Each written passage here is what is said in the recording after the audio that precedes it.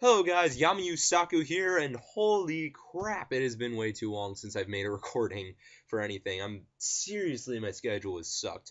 But anyway, I figured as good a way to jump back in as any is to start a new series of sorts on something that at least I haven't found anything too similar to this, and that's going to be dissecting how an aspect of Yu-Gi-Oh! Might actually relate to some philosophies on life itself. I figured 5D's was a good place to start because I finished that series about 2 or 3 weeks back now, and I mean, as most of you know who have watched it, it deals with some more mature themes which open up this subject matter a little bit more. On that same note, if you haven't already watched Yu-Gi-Oh! 5Ds, and you don't want spoilers, which really, trust me, you don't want spoilers. That show, while it had some down moments, was generally pretty great in my opinion. Click off of this video now. I'm going to be talking about a lot of spoilers because I need to in order to do the analyzation I intend to. Okay, alright, let's jump right in. As you can see by the episode title, this is going to be talking about Yusei as a character and how he's a bit of a stoic. I mean, I think everyone who has watched the show would agree he had a very calm, cool, collected stance that was solid and unwavering, probably stronger than any of the other main protagonists up until this point. Granted, I never finished Yu-Gi-Oh! GX, I only got 2 seasons in, and I'm currently about 32-ish episodes into Arc 5, so I haven't seen either Jaden/Judai or Yuya fully develop yet, but based on how I've seen both of them, I don't think even if they were to go darker, they would be as collected as Yusei was. Then if we look at Yuma, well, Yuma's bright, bubbly, and super enthusiastic, as most of you know if you've even seen a single episode of Zexal. And then you've got Yugi and Atem. Yugi was kind of a fairly cheerful character who could be more serious, but he wasn't quite as, what's the word I'm looking for? Solid, like a stone, as Yusei was. I mean, that's a terrible analogy, but it's the best one I can think of.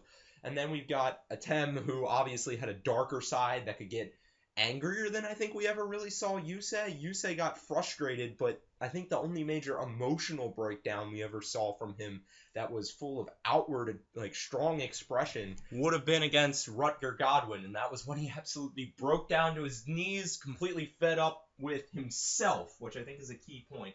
That he fails to completely outburst against any outside factors, more so frustrated with himself because he couldn't make the difference. He didn't feel he was strong enough, which plays a key factor in his, I guess, if I'm analyzing Yusei's psyche with no experience in psychology or anything, I would say he's one of those types of people who takes pride in being able to, I don't want to call him a control freak because that sounds so negative, but he takes pride in having a lot of discipline and being able to execute the actions he seeks to, being able to suppress his own emotions at his will so that way he can be more productive and prevent them from clouding his vision and that type of thing, because he's very almost meditative constantly. I think that's a good thing to keep in mind.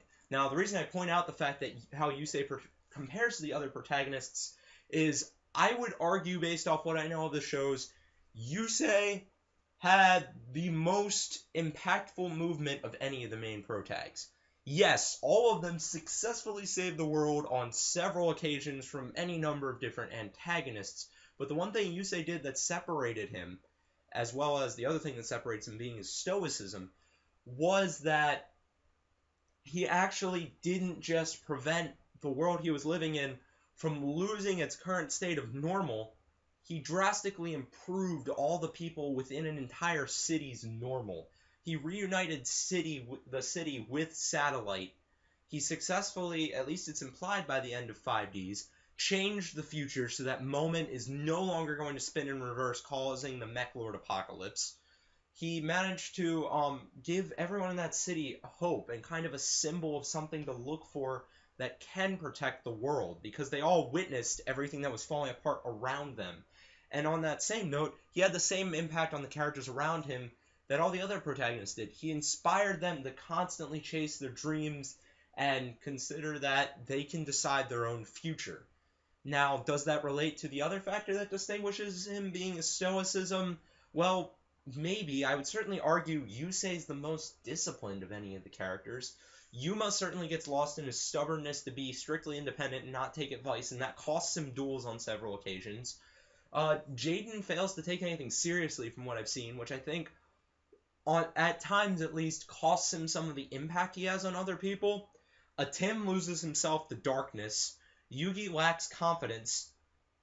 Yusei so far is more stable than all these people, which I think makes his message come across a little bit more as a fact, because it relies a lot more on logos than it does or it appears, I should say, to rely a lot more on logic, because he's not pouring his emotion so strictly or so outwardly into it. Clearly he's emotionally attached to his ideas, but they aren't outwardly extreme and expressed. Like, he's not breaking down in tears as we've seen Atem do, or I believe Yuma's done the same, but rather staying stable, or he's not breaking down in tears publicly as much.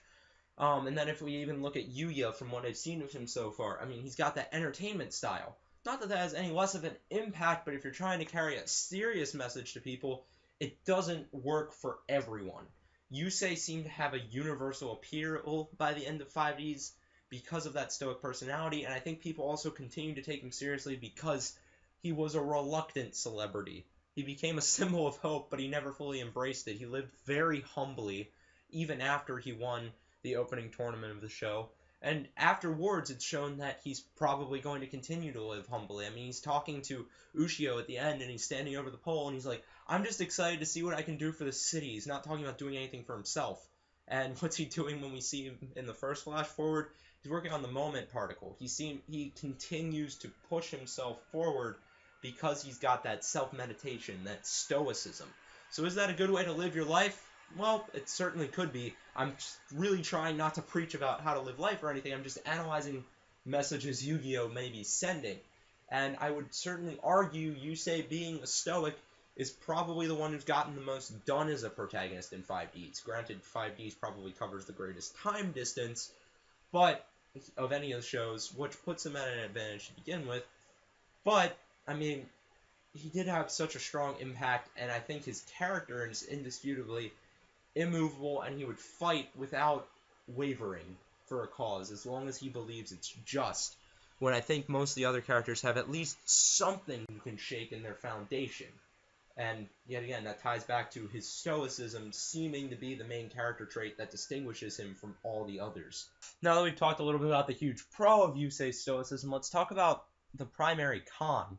And that's that he seems to lose some of the benefits of what he's able to accomplish because he's constantly holding back these other things that act as, while they are pleasant obstacles to what he's aiming for, which is the continued forward momentum of Neo-Domino City. For example, a potential relationship with Aki, where I would argue the emotions that she expresses towards the end of the show and hesitates on, right before saying goodbye to him and leaving out to pursue her goals of being a doctor, I would argue they're very mutual feelings. I mean, we've seen, especially during the Darksiders arc, the number of times Yusei is willing to risk his neck specifically for Aki. Some could argue that that was because he needed her help as a signer, but personally I would say he was doing it also because he was developing a genuine care for her, and he puts her to the side, or a relationship with her to the side, because it would take up time he could be pouring into working towards Neo-Domino City, and that shows more of that sort of emotional attachment suppression to the extent he needs to continue to focus. He also prevents himself from getting attached to material goods. With the level of success he has had with saving that city and everything else, you can't tell me Yusei couldn't be high-rolling in the latest D-Wheel with the greatest house, the greatest whatever else he wants, food, water, video games, I don't know, dual disc. He could have all of that, but he continues to push forward instead without getting attached to materialistic goods or super attached to them. I mean, he shows the ability to be attached. I mean, he's highly attached to his friends, but he continues to bury the level of that prevents him from focusing. It's this, yet again, it's that sense of self-discipline. Some people would say that's a con because he never slows down to smell the roses, so to speak. He keeps this mentality of always trucking forward, and some people would say that's certainly a bad thing. So after I've made my case, what do you guys think? I mean, is it a good thing for people to live with that self-meditative discipline so that way they can always pursue their goals? Does it even help them pursue their goals to begin with? So basically, if there was someone like Yusei in real life, would they be living a happy life? Is that a life you'd want to live? Please, I encourage you to leave comments of any side of the spectrum of opinion down below, as long as you're not insulting anyone. At the end of the day, the only opinion that really matters is yours, to steal a quote from the rock critic. So Thanks for tuning in, guys. I'll see you around.